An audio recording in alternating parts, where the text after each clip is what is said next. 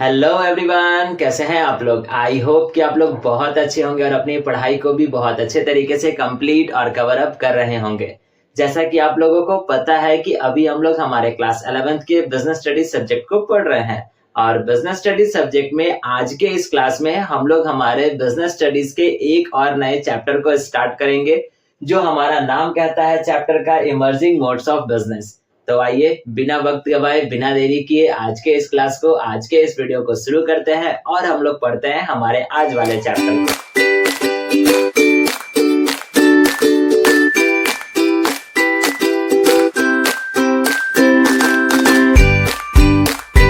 जैसा कि मैंने अभी आपको बताया कि आज के इस क्लास में हम लोग हमारे बिजनेस स्टडीज के एक और नए चैप्टर को स्टार्ट करेंगे और चैप्टर का नाम क्या है? तो चैप्टर का नाम है हमारे पास इमर्जिंग मोड्स ऑफ बिजनेस, जो हमारा चैप्टर नंबर 12 है। हो सकता है आपके बुक में ये चैप्टर नंबर 12 ना होकर चैप्टर नंबर 5 के तौर पे हो, तो चाहे चैप्टर 5 हो या चैप्टर 12 हो, चैप्टर का नाम तो सेम है, यानी पढ़ना हमको वही चीजें है। तो 5 और 12 पे ध्यान नहीं दीजिएगा। अब कहता है क्या है कि इमर्जिंग मोड्स ऑफ बिजनेस, इसका मतलब क्या है और इस चैप्टर में हम लोग पढ़ेंगे क्या। तो बेसिकली इस चैप्टर में हम लोग पढ़ेंगे बिजनेस करने के नए नए तरीके को, क्योंकि आपको पता है कि ये जमाना जो है वो हमारे 5G का है और आज के इस जनरेशन में चाहे वो कोई भी इंसान हो, उनका पूरा का पूरा दुनिया ही जो है वो मोबाइल पर बसा हुआ है। अब मोबाइल पर कैसे बसा हुआ है? अगर कुछ भी खाना ऑर्डर करना है तो मोबाइल चाहिए, एक जगह से दूसरी जगह पर जाना है यानी कि रैपिडो और कैब्स बुक करना है तो मोबाइल फोन चाहिए। उसके बाद अगर सामान खरीदना यानी कि शॉपिंग करना है तो मोबाइल चाहिए। चैटिंग खेलना है, वीडियो कॉल पे बातें करना है तो मोबाइल चाहिए।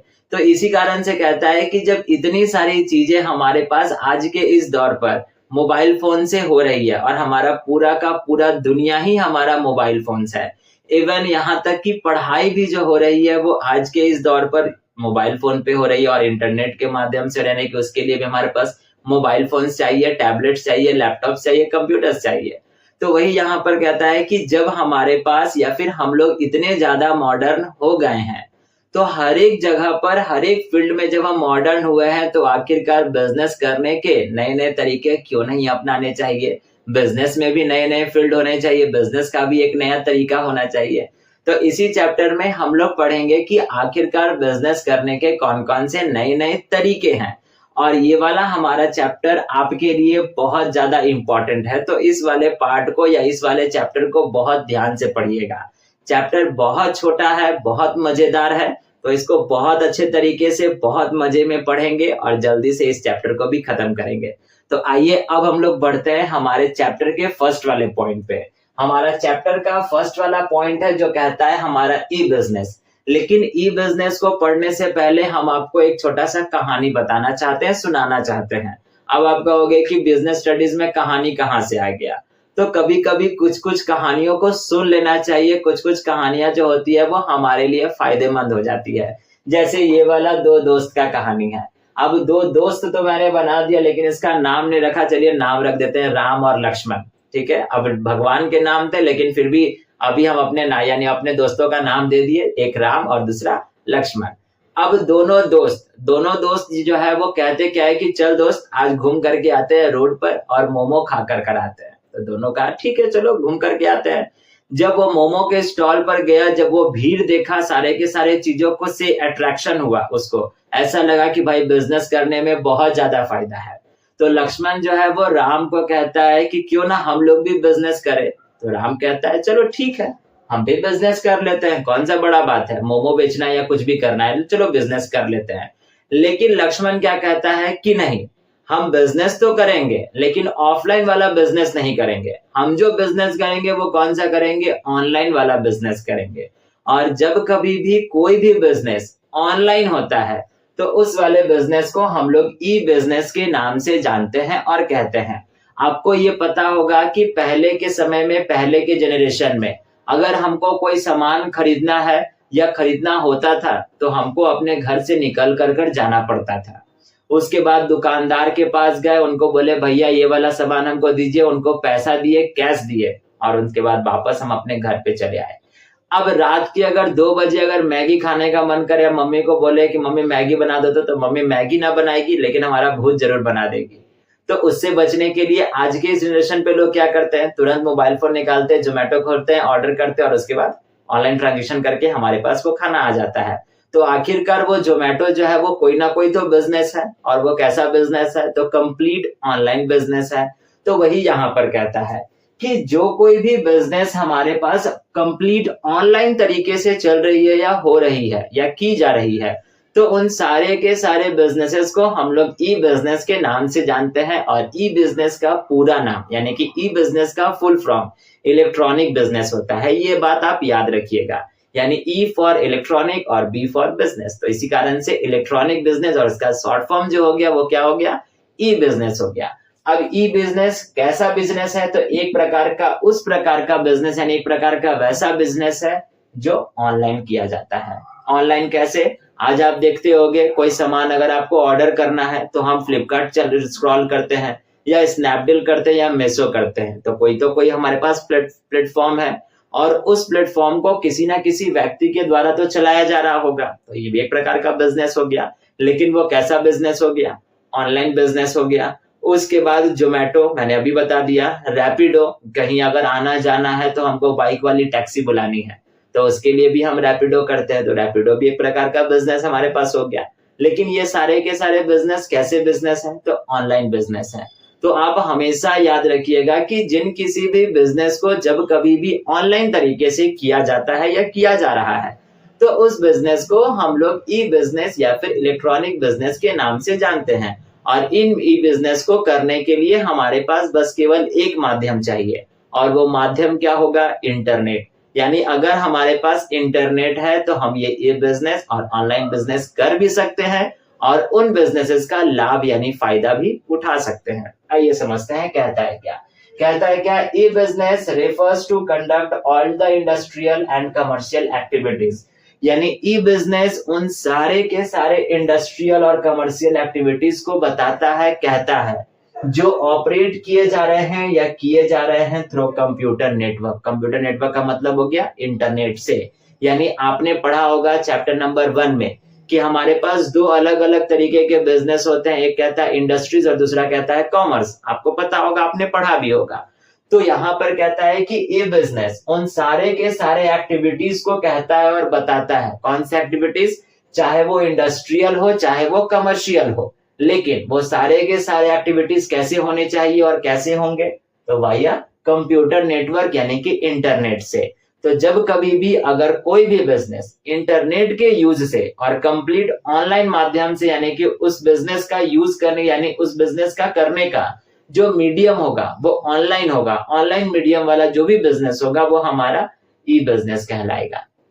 ठीक है, आई होप सो कि अब आपको यहां तक वीडियो को देख कर ये तो समझ में आ गया होगा कि ई बिजनेस कहते किसको है। और आज के इस डेट में चाहे वो आप हो या हम हो, इस ई बिजनेस का भरपूर इस्तेमाल भी कर रहे हैं और भरपूर तरीके से इस बिजनेस को किया भी जा रहा है। कुछ लोग अपने घर पर बैठ कर करते हैं, तो कुछ लोग छत पे ही बैठ कर करते हैं, तो कुछ लोग जो है वो अपने घर के गोडाउन में यानी कि पार्किंग में बैठ करके ही कर लेते हैं, या फिर कुछ लोग जो है वो बाहर पार्क वगैरह पे भी बैठ कर लेते हैं। क्यों? क्योंकि इन ई बिजनेस को करने के लिए एक सेपरेट जगह नहीं चाहिए। इसके बारे में हम आगे बात करेंगे, लेकिन अभी आप बस केवल इतना ही याद रखिएगा कि ई बिजनेस कहते किसको है। तो ई बिजनेस एक प्रकार का वैसा बिजनेस है जो ऑनलाइन वैसे किया जाता है, और किसके हेल्प से, इंटरनेट के हेल्प से। अब कहता क्या है कि इस वाले चैप्टर में आपको, और इस चैप्टर के शुरुआत में ही आपको ये दो बड़े बड़े वर्ड्स दिख जाएंगे आपके बुक में, जो एक कहता है हमारे पास ई कॉमर्स और दूसरा हमारे पास कहता है ई बिजनेस। अब ई कॉमर्स और ई बिजनेस है क्या, आइए देखते हैं इसके डेफिनेशन को। लेकिन डेफिनेशन को पढ़ने से पहले आप ये याद रखिएगा कि इन दोनों में से बड़ा कौन है और छोटा कौन है, क्योंकि दोनों ही भाई हैं। अब जब भाई है तो कोई तो बड़ा होगा और कोई तो छोटा होगा, तो सी फॉर छोटा और बी फॉर बड़ा, ये याद रखिएगा। अब छोटा कैसे हो गया ई कॉमर्स और बड़ा कैसे हो गया ई बिजनेस, आइए समझते हैं। ई कॉमर्स का डेफिनेशन हमारा कहता है, e commerce describes the process of buying and selling via computer network. यानी ई कॉमर्स जो है वो बस केवल एक ऐसा प्रोसेस है जिसमें हम वस्तुओं को खरीद सकते हैं और बेच सकते हैं। और इस पूरे के पूरे प्रोसेस को हम लोग ई कॉमर्स कहते हैं। और ये होगा कैसे? वाया कंप्यूटर नेटवर्क यानी इंटरनेट के हेल्प से। यानी ई कॉमर्स एक प्रकार का वैसा प्रक्रिया है, एक प्रकार का वैसा प्रोसेस है जहां पर हम वस्तुओं को खरीदते हैं और बेचते हैं by the help of internet. तो उस टर्म को, उस प्रक्रिया को हम लोग ई कॉमर्स के नाम से जानते हैं। जैसे इस घड़ी को खरीदना हुआ, तो अगर हम खरीद रहे हैं by the mode of online, तो ये हमारा ई कॉमर्स हो गया। और जब हम खरीद रहे हैं तो कोई ना कोई तो बेच रहा होगा, तो हो गया खरीदना और बेचना। तो जब खरीदना और बेचना ही बस केवल प्रोसेस है, तो हमारा ई कॉमर्स हुआ। लेकिन ई बिजनेस क्या कहता है? तो ई बिजनेस जो है वो कहता क्या है कि e business refers to a broader definition of e commerce. यानी ई बिजनेस का जो डेफिनेशन होगा वो बड़ा है। और किससे बड़ा है? ई कॉमर्स से बड़ा है। क्योंकि मैंने अभी आपको जस्ट बता दिया कि ई कॉमर्स में बस केवल काम जो हो रहा था वो वस्तुओं को खरीदना और वस्तुओं को बेचना, ऑनलाइन मोड से, ऑनलाइन मीडियम से। लेकिन ई बिजनेस का बस केवल यही काम नहीं है। ई बिजनेस जो है वो यहाँ पे देखिए आगे क्या लिखता है, not just the buying and selling of goods. यानी ई बिजनेस में बस केवल वस्तुओं को खरीदा और बेचा नहीं जाता है, बल्कि उसमें और भी बहुत सारे फंक्शंस होते हैं। और वो कौन कौन से फंक्शंस होते हैं? जैसे प्रोडक्ट डेवलपमेंट, उसके बाद अकाउंटिंग फाइनेंस, और उसके बाद इन्वेंट्री मैनेजमेंट जैसे काम जो होते हैं वो ई बिजनेस में किए जाते हैं। तो इसी कारण से ई बिजनेस जो हो गया वो बड़ा भाई हो गया और ई कॉमर्स जो हो गया वो छोटा भाई हो गया। अगर सिंपल से शब्दों में समझा जाए तो ई कॉमर्स बस केवल एक वैसा प्रक्रिया है जहां पर हम वस्तुओं को खरीद रहे थे, बेच रहे थे ऑनलाइन मीडियम से। तो वो वाला प्रक्रिया हमारा ई कॉमर्स कहलाता है। लेकिन ई बिजनेस जो हो गया वो ई कॉमर्स से ज्यादा काम करता है, ज्यादा फंक्शंस है। कैसे? क्योंकि ई बिजनेस में हम वस्तुओं को खरीद भी रहे थे, बेच भी रहे थे, और साथ साथ प्रोडक्ट मैनेजमेंट भी हो रही, प्रोडक्ट डेवलपमेंट भी हो रही थी, और उसके बाद अकाउंटिंग फाइनेंस भी हो रहा था, और साथ साथ इन्वेंट्री मैनेजमेंट जैसे काम भी हो रहे थे ई बिजनेस में। इसी कारण से ई बिजनेस जो हो गया वो बड़ा भाई हो गया और ई कॉमर्स जो हो गया वो छोटा भाई हो गया। ठीक है, तो आप इस दो टर्म को, आप इस दो पॉइंट को बहुत अच्छे तरीके से अपने दिमाग में रखिएगा। 110% आपसे एग्जाम्स में इन पॉइंट्स में से क्वेश्चंस पूछे ही पूछे जाएंगे। ठीक है, तो अभी आप क्या कीजिए, अगर आप वीडियो को यहाँ तक देखे हो तो वीडियो को सबसे पहले पॉज कीजिए और इसका स्क्रीनशॉट लेकर कर अपने पास रखिए, और मेक श्योर कि आप इसको अपने कॉपी में बहुत अच्छे तरीके से राइट डाउन कीजिएगा।